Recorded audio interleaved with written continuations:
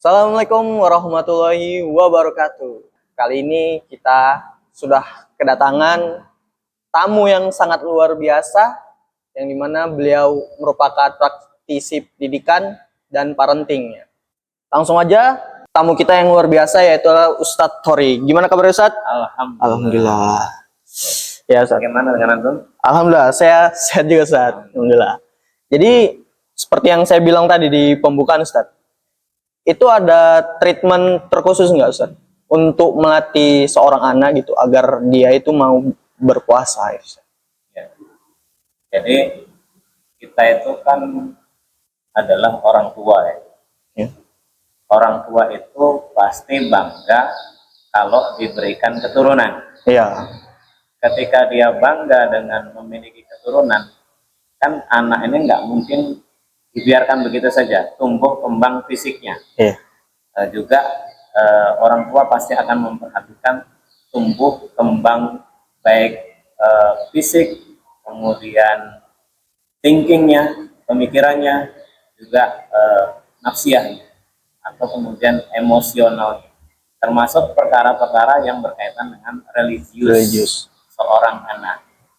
Jadi ketika masuk bulan suci Ramadan menjadi sebuah kebanggaan bagi setiap orang tua kalau anaknya berhasil melaksanakan ibadah puasa. Itu sebuah prestasi luar biasa, menyenangkan sekali kalau seorang orang tua itu punya anak yang punya kesadaran bisa berpuasa. Tapi kan yang namanya kesadaran nggak mungkin muncul begitu saja. Iya. Artinya apa? Pertama adalah karena memang faktor orang tuanya yang memiliki kesadaran. Misal ketika Allah memerintahkan untuk anfusakum wa ahlikum naron, peliharalah dirimu dan keluargamu dari api neraka, maka pada saat itu orang tua akan memastikan membentengi anak dengan keimanan, dengan amal soleh, karena dengan jalan itulah kita bisa bersama-sama ke dalam perlindungan Allah itu, dijauhkan dari api neraka. Jadi ketika itu sudah menjadi tujuan dari sebuah keluarga untuk memelihara keluarganya itu menjadi insan yang bertakwa, maka ketika ada momentum, contoh misal sekarang kita mau masuk bulan suci Ramadan, atau kemudian kita sekarang sudah berada di bulan suci Ramadan, pasti orang tua semuanya sudah pada sibuk itu. Sibuk apa? Sibuk memastikan bagaimana menyiapkan mental anak. Mental anak untuk berpuasa. Apa yang dipersiapkan?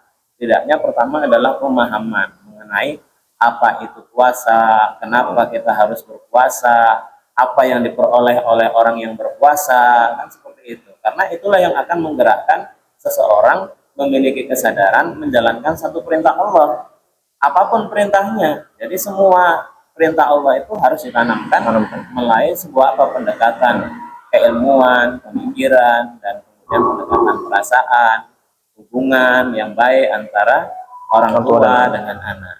Seperti itu. Seperti itu. Tapi memang dari orang tuanya sendiri Ustaz ya yang harus ditekankan ya Ustaz ya. Iya, dalam kesadaran orang tua itu memang harus muncul dulu gitu.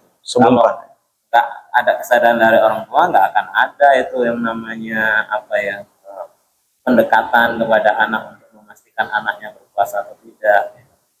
Pasti, dan memang sebetulnya kita yakin nggak ada orang tua yang nggak seperti itu kepinginnya, tapi mungkin karena faktor-faktor yang lain aja yang menyebabkan misal orang tua nggak melakukan itu, apakah faktor kesibukan atau faktor ilmu yang nggak dimiliki, kan banyak faktor yang kemudian hari ini misal anak itu tidak mendapatkan bimbingan secara maksimal, optimal, sesuai dengan harapan misal fungsinya orang tua itu seperti apa.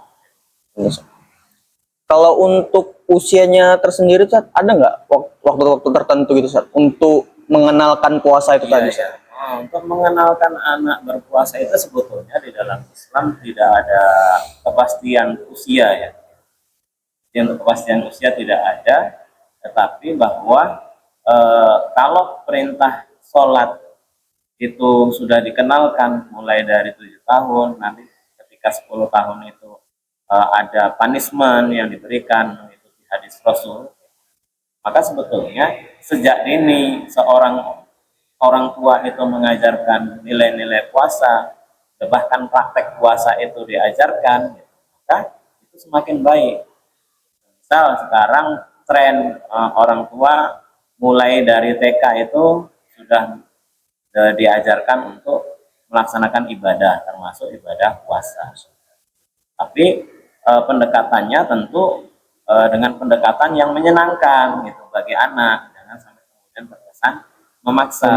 Nah itu yang harus diperhatikan oleh orang tua. Dia itu juga harus banyak belajar lah gimana kemudian mempersuasi ya, melakukan pendekatan kepada anak itu sehingga anak itu memang betul-betul semangat menjalankan ibadah puasa itu. Karena apa? Karena dorongan tadi sudah dikasih pemahaman, walaupun ya batasan pemahaman anak-anak seperti apa sih ya? Iya. Itu kan nggak mungkin pemahamannya mendalam gitu, tetapi itu akan menjadi sesuatu yang membekas pada diri anak, itu yang kemudian Untuk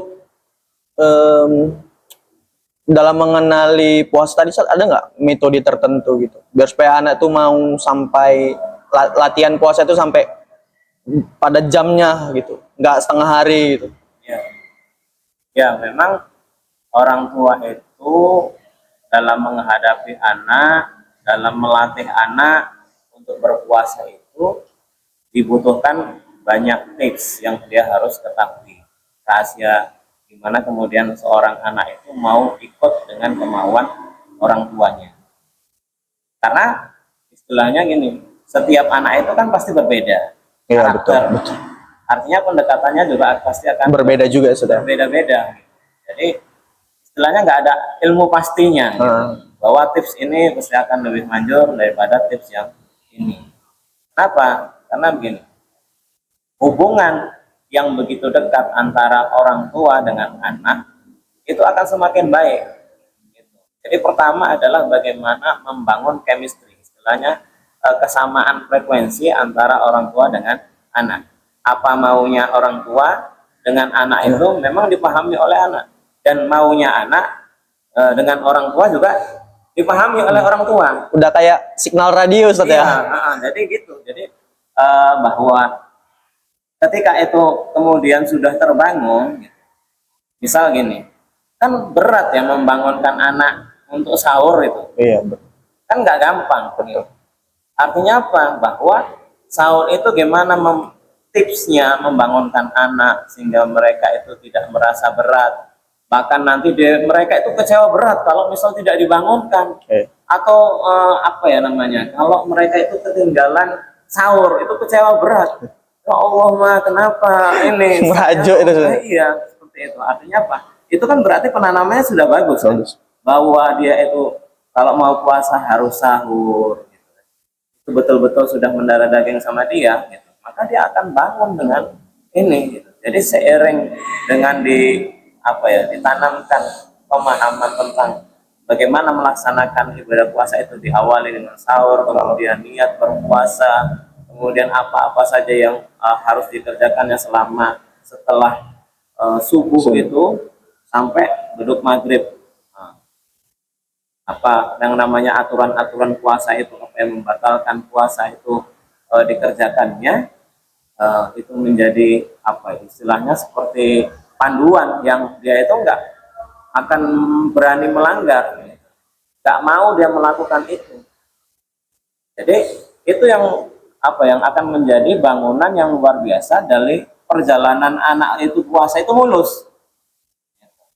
Terus gimana Ustaz? Kalau misal ternyata anak kita ini terlalu manja, misal nggak bermental baja gitu kan? Iya. Ya memang manja dan bermental baja itu bergantung dengan bagaimana kita mengkreasikan mendidik anak itu. Lagi-lagi orang tuanya. Iya, memang dari dasarnya seperti itu. Dia nggak bisa kemudian instan, anak ini jadi anak yang baja tekadnya gitu, tekad baja itu. Atau anak ini kok mentalnya lemah. Itu kan bergantung kembali kepada bagaimana kita selama ini memperlakukan anak. Setiap ada masalah dia itu dikuatkan, itu maka akan jadi orang yang bermental baja. Karena puasa ini kan tantangannya banyak. Iya, betul. Kan luar biasa gimana nanti dia akan mengalami haus, lapar, itu pasti akan dia rasakan, dan dia itu akan kemudian gimana ya, mengatasi agar lapar dan haus ini nggak terasa oleh anak. Nah ini kan berarti harus mikir orang tuanya. Oh, mikir orang tuanya. Apa yang harus dilakukannya? Oh, berarti orang tua harus kreatif. Kreatif apa? Memberikan kegiatan-kegiatan yang tidak menguras fisik, tetapi dia itu bisa menjadikan anak itu lupa dengan puasanya. Karena anak-anak itu kan dengan dunia bermain ya. Misalnya, dunia bermain. Kita aja yang kalau dewasa aja, kalau udah main dengan sesuatu yang kita senangin, itu sampai lupa waktu. Betul, betul. Kan gitu. Betul. Bahkan tenaga yang tadinya pun bisa jadi nggak ada, Jadi ada. muncul dia. Betul. Kan gitu. Artinya apa? Gitu juga anak-anak. Gitu. Ketika dia menyukai sesuatu yang enjoy, yang senang, dia ketika melewatin itu, waktu itu udah nggak berasa lagi. Gitu. Jadi akhirnya apa? Keberhasilan itu kembali kepada bagaimana orang tua sejak awal itu memang mempersiapkan gitu. Apa ya, misal tantangan yang bakal muncul itu seperti ini, berarti harus dilakukan seperti ini. Misal anak-anaknya sudah meraung-raung gitu kan, udah lapar gitu, atau haus, kita persuasi, gimana nak, masih tahan, masih kuat atau enggak. Kadang-kadang kalau anak sudah termotivasi dengan kuat, kita tawari pun, udahlah buka aja lah, kan namanya juga masih anak-anak, gitu kan. Tapi dia nggak mau lah, gitu kan. Walaupun dia teriak-teriak, nggak apa-apa, itu diterusin aja, gitu. Karena beberapa kasus yang saya temui, orang tua yang kemudian curhat sama kita itu, mereka mengatakan gitu, bahwa anaknya itu ya teriak-teriak juga sepanjang hari itu, Tantrum ya Ustaz. gitu. Tapi berhasil sampai selesai itu, sampai maghrib ya ini, gitu. Akhirnya sukses. Hari-hari dilalui dengan kondisi begitu, tapi ditawari buka nggak mau, kan itu luar biasa kan gitu. Artinya apa? Berarti orang tua itu berhasil mendidik anaknya bertekad baja itu, walaupun dengan situasi kondisi yang seperti itu, meluapkan istilahnya, sesuatu yang dirasakannya itu nggak apa-apa gitu kan, karena itu juga tidak membatalkan puasa. Selama dia tidak trauma, jangan sampai kita memaksa dia sehingga menyebabkan dia trauma. Mas, saya besok nggak mau lagi lah puasa, itu nggak boleh begitu. Jadi kita harus cermat, memastikan kita kasih tenggang rasa juga. Kalau misal dia sampai nggak mampu untuk melakukan itu, kasih ruang, ya hari ini buka jam sekian, nggak apa-apa, besok kita latihan lagi gitu, besok ditambah lagi jamnya, besok ditambah lagi jamnya, sampai kemudian betul-betul bisa berhasil. Tapi tadi ingat, harus ada kreativitas orang tua untuk memastikan anak misal bermain yang menghilangkan waktu, mereka tidak merasakan beratnya pelaksanaan puasa itu. Jadi guys, nggak boleh juga kita itu memaksakan si anak tadi Ustaz ya. Tetap ada tenggang rasa, namun juga harus diselingi dengan kreativitasnya orang tua Ustaz ya. Kalau untuk mengisi kegiatan anak-anak tadi yang berlatih untuk berpuasa tuh apa aja kira-kira yang bisa Ustadz kasih gitu? Tahu ada rekomendasi kan untuk anak-anak kegiatan-kegiatannya? Ya, misal gini, anak yang kreatif dengan gadget misal gitu ya, tapi gadget yang kemudian positif lah, bukan main game seharian gitu ini. Misal sekarang kan ada gadget, misal games yang merapikan rumah. Nah, setelah dia puas dengan itu, kita aja mereka untuk apa? Pekerjaan-pekerjaan rumah itu dibantu, apakah menyapu rumah, menempatkan barang yang dia miliki, misal mainan ke tempat yang sepatutnya dia simpan, membereskan lemari pakaiannya, itu akan menghabiskan waktu tanpa terasa. Bahkan sampai misal kita melibatkan anak, kalau misal perempuan kah atau laki-laki, nggak tabu juga untuk misal menyiapkan hidangan berbuka puasa. Nah, kita hari ini mau makan enak ini, nah, yuk kita sama-sama buat yuk. Nah, misal puding yang lucu bagi anak-anak itu kan itu. kan itu seru bagi Seru. mereka dan pengalaman baru buat mereka yang mereka itu akan merasa tertantang. Anak-anak itu kan suka tantangan. Iya. Pada umumnya begitu, suka tantangan.